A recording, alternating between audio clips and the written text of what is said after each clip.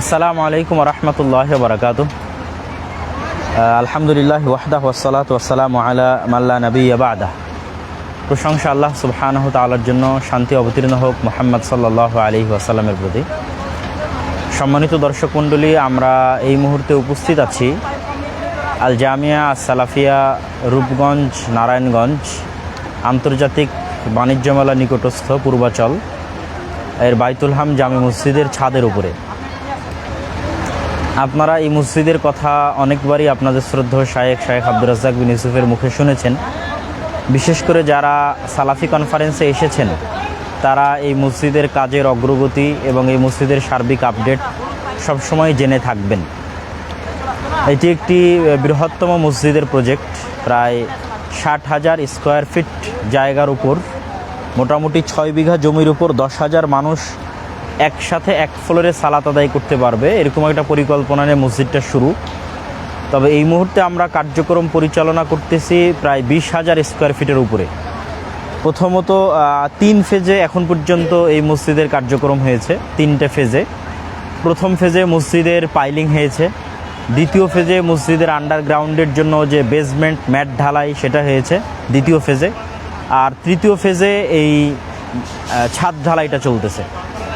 তো মোটামুটি বলা যায় পাইলিং যখন হয় তখন মোটামুটি 1 থেকে 1.5 কোটি টাকার মতো খরচ ছিল, এবং যখন বেসমেন্ট হয় তখনও 1 থেকে 1.5 কোটি টাকার মতো খরচ ছিল। এবং আমরা আজকে ছাদ ঢালাইয়ের জন্য এখানে উপস্থিত হয়েছি। আপনারা দেখছেন যে আমাদের রেডিমিক্সের মাধ্যমে ছাদ ঢালাইয়ের সিমেন্ট এবং পাথর দিয়ে ছাদ ঢালাই হচ্ছে আলহামদুলিল্লাহ। সরাসরি রেডিমিক্স থেকে এসে অত্যাধুনিক প্রযুক্তির মাধ্যমে ঢালাই কার্যক্রম চলমান আছে আজকে। আর এই পাশে পুরো মসজিদের এরিয়াটা দেখা যাচ্ছে, যেগুলোতে রড বিছিয়ে মসজিদের শাটারিংয়ের কার্যক্রম সম্পূর্ণ করা হয়েছে। আপাতত এই অংশটুকু কমপ্লিট হলে বলা যায় 3,000 মুসল্লি এই মসজিদে সালাত আদায় করতে পারবে। এটিও যদিও মূল মসজিদের 3 ভাগের 1 ভাগ, তারপরও এটিও অনেক বড় একটি এরিয়া। তো আমরা একটু আমাদের কার্যক্রমটা একটু ঘুরিয়ে দেখাই।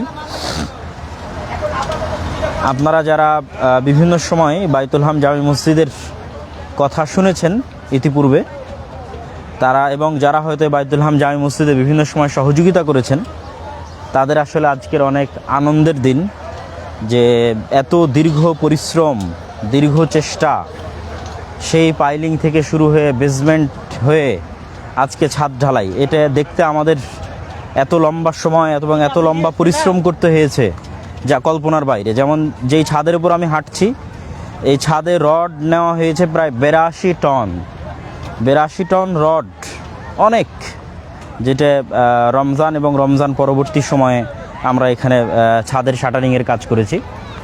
এই যে এই পাশে যে অংশটা দেখা যাচ্ছে, এই অংশটা যখন কমপ্লিট হয়ে যাবে তখনই মূলত মসজিদ এই দিকে বাড়বে। যদিও এখন যতটুকু মসজিদ, এটি অনেক বড় মসজিদ, যেমন আমাদের রাজশাহীর যে বাইতুল হাম জামে মসজিদ জামে সালেফে ডাঙ্গিপাড়ার এই এখন যে অংশের কাজটা চলতেছে, এটা প্রায় রাজশাহীর বাইতুল হাম জামে মসজিদের মতোই অনেক বড় একটা মসজিদ। তো তারপরেও যেহেতু উস্তাদ শায়েখ আব্দুর রাজ্জাক বিন ইউসুফের স্বপ্ন যে উনি বৃহত্তম একটি মসজিদ করবেন যার 1 ফ্লোরে 10,000 মানুষ সালাত আদায় করবে, এই জন্য এই পাশের জায়গাগুলো ফাঁকা রাখা আছে। মসজিদ যখন বাড়বে তখন এই পাশে বাড়বে, যে পাশে আপনারা খালি দেখতেছেন, এবং এই পাশে আর হয়তো 1 বা 2 অংশ বাড়লেই তখন ওনার যে স্বপ্ন যে 1 ফ্লোরে 10,000 মুসল্লি সালাত আদায় করতে পারবে সেটি বাস্তবায়ন হবে। আর সামনে যে জায়গা দেখছেন, এই বিল সহ, ওই যে পিছনের বিল্ডিং সহ, এগুলো সব মিলিয়েই এখানে প্রায় 100 বিঘার একটা মাস্টার প্ল্যান আছে, যার যদিও পরিপূর্ণ 100 বিঘা এখনও আমরা সম্পূর্ণ করতে পারিনি ক্রয় করা। প্রায় 60 বিঘা প্লাস ক্রয় সম্পূর্ণ হয়েছে, আর বাকিগুলো এখনও ক্রয়াধীন আছে, চলমান আছে।